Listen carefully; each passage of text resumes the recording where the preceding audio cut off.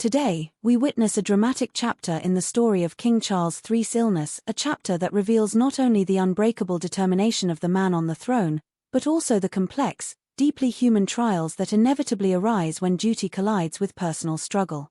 Ever since Buckingham Palace first announced that His Majesty was undergoing cancer treatment, each public appearance has become an object of intense scrutiny. Every handshake, every nod has been closely analyzed for signs of strength or weakness.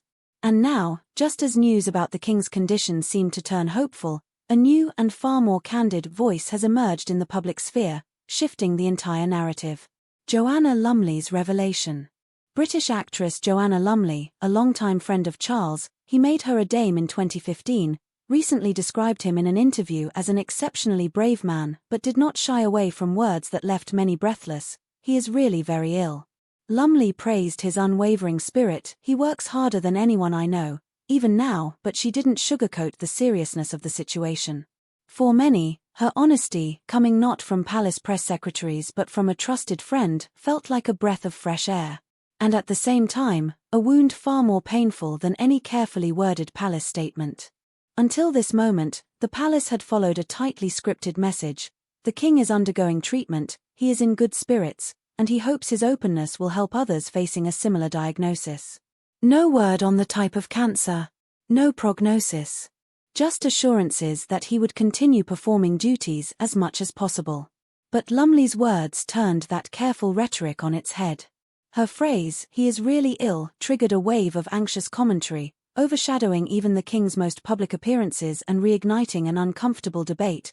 Can the crown demand a dying monarch to serve until his final breath? The decision to abandon chemotherapy. What followed shook the public even more. Reports emerged that Charles had made a staggering decision to pause traditional chemotherapy and turn to alternative treatments. It said his new regimen includes coffee enemas, daily juicing protocols, high-dose vitamin injections, and cod liver oil infusions, elements associated with the controversial Gerson therapy. For most oncologists, this sounds like a dangerous gamble, methods unproven, and in some cases, possibly weakening an already fragile body. Yet sources claim His Majesty is determined to try everything possible. Rumors suggest the side effects of chemotherapy had become unbearable. And at 76, the king is focused on preserving as much quality of life as he can. Those close to Charles are divided. Some admire his willingness to venture beyond conventional medicine and search for hope wherever it may be. Others, however, express deep concern that abandoning proven treatments could cost him precious time. According to insiders, Queen Camilla has strongly urged him to return to traditional therapies, fearing that the lure of alternatives could become a cruel illusion. But Charles, they say, remains resolute. "It's my body and my choice." A surprise walkabout and a cold reception. Amid this tense backdrop, the king and queen stepped out for a public walk through the cathedral town of Bury Street, Edmonds. Under a light drizzle, the couple greeted residents in the Abbey Gardens, with Charles occasionally leaning on Camilla for balance. People admired his resilience, though visibly thinner, his trademark wit remained. He joked with a local chess club, commented on a card decorated with a green suffragette ribbon, "Good luck with that," and listened attentively to the head of a local angling society speaking about efforts to save the River Lark. But then, just as everything seemed to be going to plan, a sharp voice rang out from the crowd. A man, waving a crumpled piece of paper, shouted, "Why are we paying £27 million a year from the Duchy of Lancaster to your family? It's not fair." The king paused. He raised his gloved hand in acknowledgement and calmly replied, "Ah, yes," nodded, and walked on. Seconds later, a woman called out, "And what about the £688 million in taxpayer funding every year? Can't you answer us?" Again, Charles stopped, tilted his head, whispered something to an aide, and moved forward, eyes fixed on the pavement. Within hours, footage of the incident exploded across social media. Supporters of the king insisted heckling the sovereign was unacceptable and demanded the provocateurs be arrested. Critics, meanwhile, argued that this was a rare, genuine expression of public frustration. In a time of living cost crises and strained public services, many feel the monarchy must be held to the same standard of transparency as elected officials.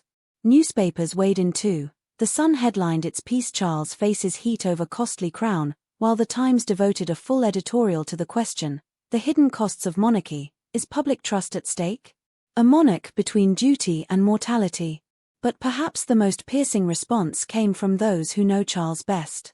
At Clarence House, insiders admit, His Majesty is weary of the endless debates over money and budgets. He feels torn, they say, between the rigid obligations of a centuries-old institution, a devotion to duty instilled by my mother, as he often says, and the stark, mortal truth of his own condition. He wants to prove he can still serve, one confidant said, but he also knows he may not have much time.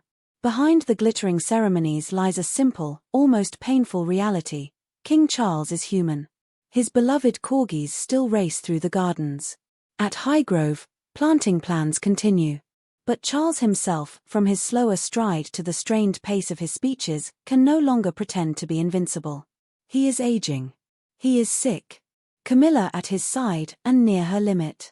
Queen Camilla has remained faithfully by his side, supporting, encouraging, caring. But, insiders say, it is agonizing for her to watch her husband wrestle so stubbornly with his treatment decisions. He refuses to rest, confided a friend. He ignores doctors warning him about the risks of his path. Sometimes there are tears in his eyes, and the next moment, he's smiling to the crowd as if all is well. At times, even Camilla's nerves fray. Sources claim she pushed for a return to chemotherapy after a brief pause, convinced the real danger lies in rejecting proven methods. But Charles is steadfast. "We have to try everything," he says. And so, the royal family, once the very symbol of stoicism and decorum, now finds itself divided over the most vital issue of all, life and legacy. The price of transparency. The nation debates, how much should the public know about the monarch's health? Some recall how George VI hid his diagnosis, and how Queen Elizabeth II revealed almost nothing about her final illness. But in today's 24-hour news cycle and social media era, such secrecy is nearly impossible. Many believe Charles's choice to speak even partially is a step forward, a monarch who respects the public's right to know, as politicians and CEOs are expected to. Others worry that too much openness will erode the mystique, the sacred aura that gives the crown its weight. And with that erosion, politics may enter the monarchy, from which it has traditionally kept its distance. Hard decisions ahead. Autumn deepens, and the king's medical team grows increasingly concerned about his alternative course. Will Charles return to chemotherapy? Will these natural therapies buy him precious months or allow the cancer to progress unchecked? And the questions shouted from the crowd won't go away, about finances, about the purpose of a medieval structure in a 21st century world. Can the monarchy find new ways to justify its existence beyond tourism and charity? Or will criticism only intensify, draining what little strength the king has left? A quiet prayer for strength. One thing is certain, Charles III remains faithful to his role in sickness, as in health. Camilla stands firm beside him, drawing on her own resilience. The king continues his appearances, visiting hospitals, attending military memorials, presiding over award ceremonies, elderly, yet unbroken, bowing before those he serves. And behind closed doors, his doctors, advisors, children, and the crown itself wrestle with the hardest question of all, how to preserve the continuity of tradition while not turning away from the deepest truth of all, mortality. We'll continue to monitor this unfolding story and share updates as they arrive. In the meantime, tell us, do you see the king's choice of alternative medicine as courageous or reckless? Should the palace be more transparent about the monarch's health? And in this era of rising public expenses, can the monarchy still count on the people's support? Thank you for staying with us. If you found this in-depth analysis meaningful, please like, subscribe, and hit the bell icon so you won't miss our next look into the grand and at times turbulent story of the British monarchy. Until we meet again, good health and quiet dignity to you all.